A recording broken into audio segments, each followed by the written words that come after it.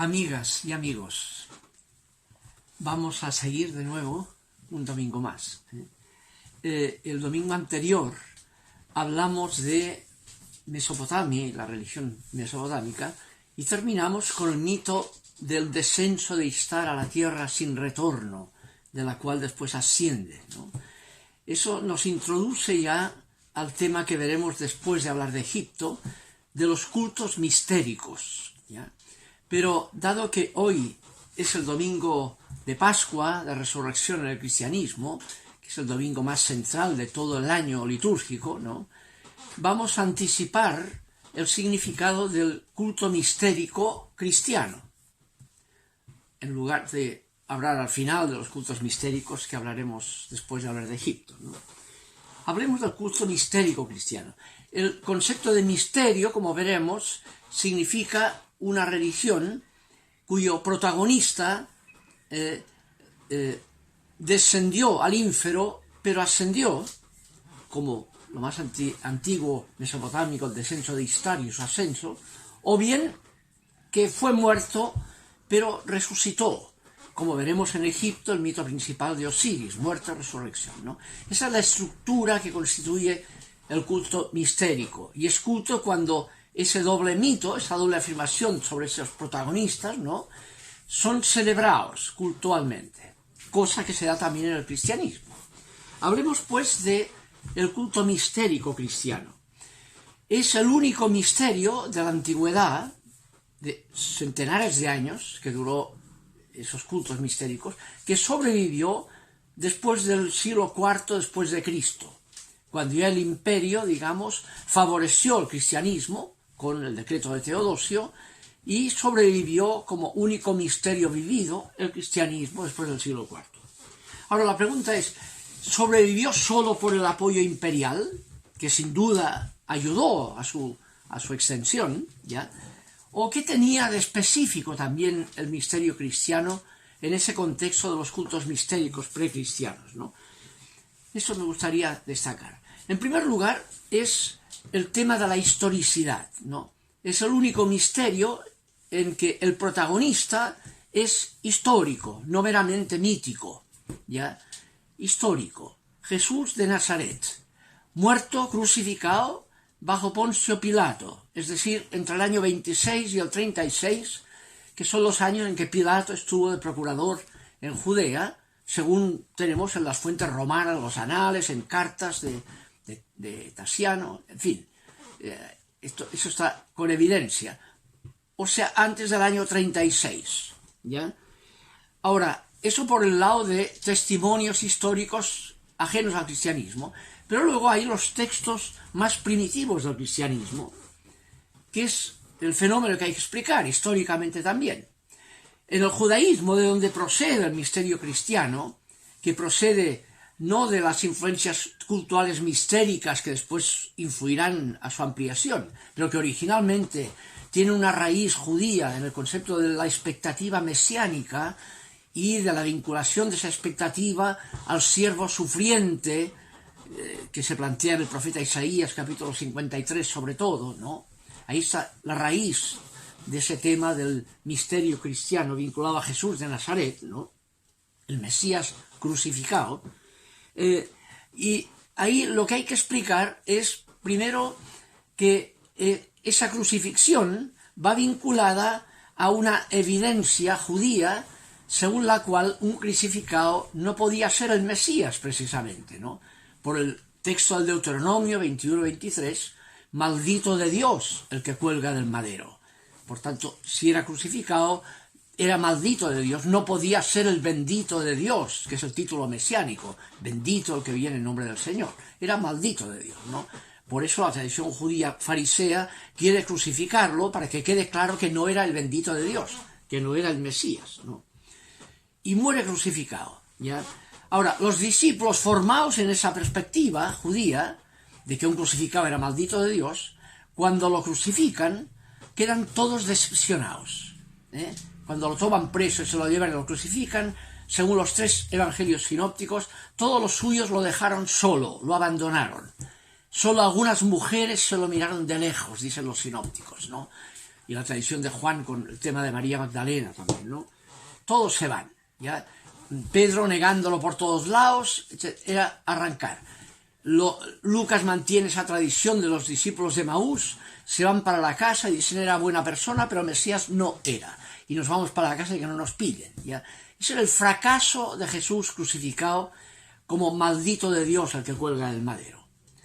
La pregunta es, ¿cómo explicar, entonces, a partir de ahí, de esa decepción total, la transformación fulminante de los discípulos de Jesús, de tontos y cobardes con Jesús, ¿no? Esperaban otra cosa, la expectativa mesiánica era triunfante, ¿no? Y un crucificado no era Mesías, ¿no? ¿Cómo explicar esa transformación de esos tontos y cobardes con Jesús en lúcidos y valientes sin Jesús, con ese Jesús crucificado? ¿Cómo explicar ese enigma que está ahí? Y de hecho los textos más primitivos del cristianismo dan cuenta de esa transformación inexplicable, ¿ya? Que son los llamados textos querigmáticos, el querigma. Las cartas de Pablo, que son de los años 50, los textos más antiguos del Nuevo Testamento, tienen, citando en esas cartas, textos, fórmulas llamadas querigmáticas prepaulinas.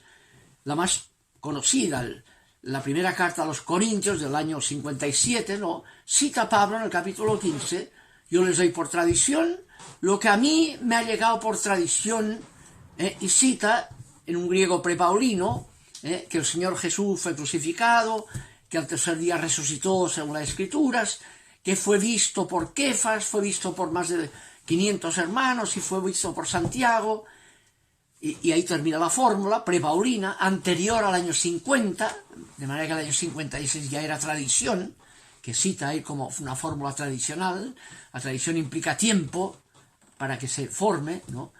Y después Pablo añadirá, y al final de todo fue visto también por mí, aunque lo perseguí, etc. Es la fórmula querigmática, prepaulina, toda ella, ¿no? Hay otras, ¿no? De hecho, en la misma carta 1 Corintios, ese anuncio querigmático, ¿ya? Se mantiene la fórmula también prepaulina de su celebración. 1 Corintios 11:23, con la misma introducción. Yo les doy por tradición lo que a mí me han llegado por tradición que viene del Señor Jesús, el cual la noche en que iba a ser entregado tomó el pan, después de dar gracias, eucaristesas, ahí viene Eucaristía, ¿no?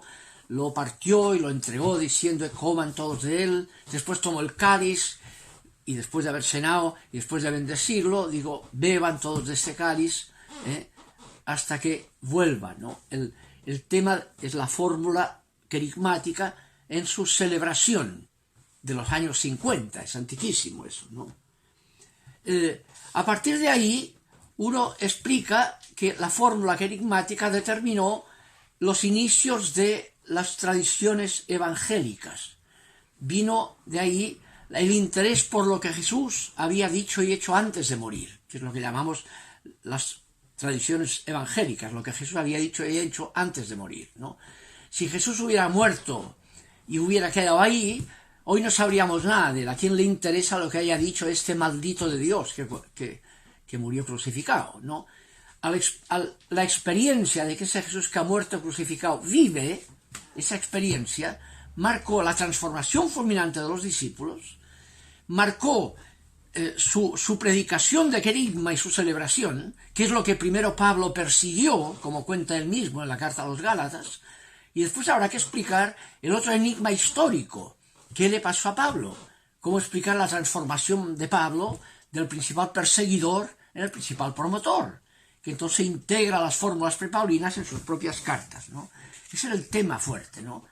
Fue visto por que la fórmula, lo que llamamos apariciones, no son apariciones, son propiamente experiencias del sujeto, experiencias creyentes, ¿no? El griego no dice se apareció a, dice fue visto por, ofe, fue visto por Pedro, es una experiencia de los sujetos, ya creyentes, no es un fenómeno fotografiable si hubiera habido un canal 13 o una máquina de retratar ahí, ¿no? Es una experiencia creyente de punta a punta hasta hoy día, solo que es una experiencia creyente de tal envergadura que transforma la vida de los discípulos que la hicieron. No hubo Sanedrín que los parara, después no hay imperio romano que los pare. hasta el punto que al final incluso el Imperio Romano le convino favorecerlo, y hay que explicar cómo sobrevivió el cristianismo del siglo I hasta el siglo IV con la persecución, y que al final le pudiera convenir al Imperio Romano, echando un poco a perder el cristianismo original, convirtiendo en una religión de poder lo que no lo era, ¿no?